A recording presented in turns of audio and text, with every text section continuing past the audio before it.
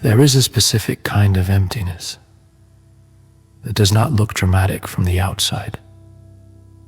It is quiet, functional, almost invisible.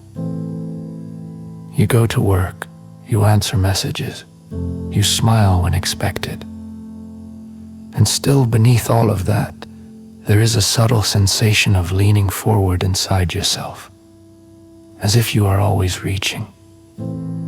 Not loudly, not desperately, but constantly. Emotional need rarely announces itself as, "I feel needy."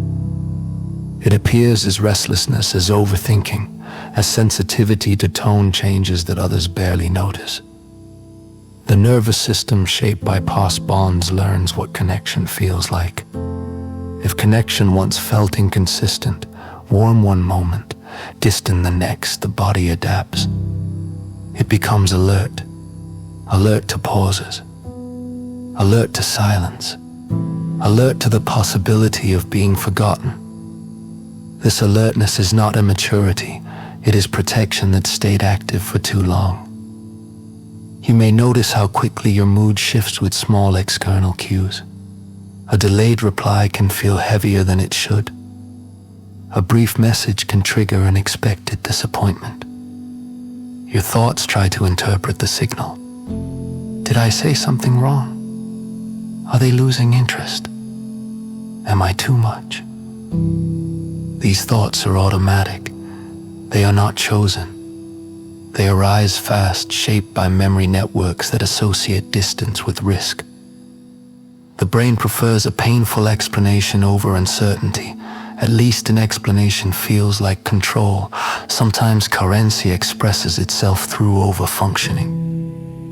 You become the reliable one, the one who listens, the one who adjusts.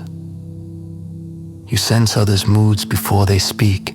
You offer help before it is requested.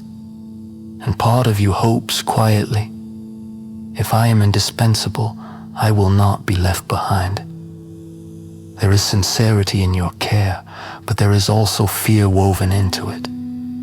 Fear of becoming irrelevant, fear of being replaceable. Carência often deepens when self-abandonment becomes habitual. You silence your discomfort to keep harmony. You agree when you want to disagree. You minimize your own desires to avoid being difficult. Each compromise seems small, but over time the accumulation creates an internal split. Outwardly adaptable, inwardly unseen. And when you feel unseen by others, sometimes it echoes the ways you have not been seen yourself. The nervous system reacts strongly to perceived distance because belonging is always carried emotional weight. Even subtle signs of disconnection can activate stress responses. Heart rate shifts, breathing becomes shallow, muscles prepare as if something important is at risk. Your body is not exaggerating. It is trying to keep you safe in the only way it learned. The shift begins with awareness. Not analysis that blames, but observation that clarifies. You notice the moment your chest tightens when a message goes unanswered. You notice the urge to over-explain yourself. You notice the impulse to chase reassurance. And instead of reacting immediately, you pause. That pause is powerful. In it, the thinking brain has time to engage in it. Emotion can be felt without dictating behavior. You might ask gently, what am I actually afraid of right now? Often the answer is simple. I'm afraid of being unimportant. I'm afraid of being forgotten. Naming the fear reduces its intensity. When a feeling is identified, it becomes more manageable. It shifts from a vague threat to a specific experience. Gradually, attention from others stops being the sole regulator of your worth. It becomes meaningful, yes, but not oxygen. You begin to experience connection as enrichment rather than rescue. You can appreciate affection without clinging to it. You can tolerate space without interpreting it as abandonment. Carência does not disappear overnight. It softens as self-trust grows. Each time you honor your own feelings instead of dismissing them, you reinforce internal stability.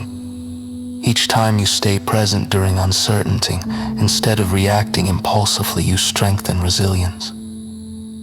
This is not about becoming independent in a cold way. It is about becoming secure in a warm way. You are allowed to long for closeness. You are allowed to want reassurance. These needs are human. But you are also capable of offering yourself steadiness when the external world feels inconsistent.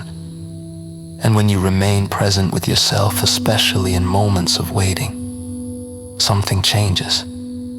The leaning inside you becomes less urgent. The emptiness feels less like a void and more like space. Space where self-respect can grow. Space where calm can settle. Space where your own voice becomes clearer. You do not stop needing connection. You simply stop dissolving in its absence. And that quiet shift is strength. Subtle. Grounded. Sustainable.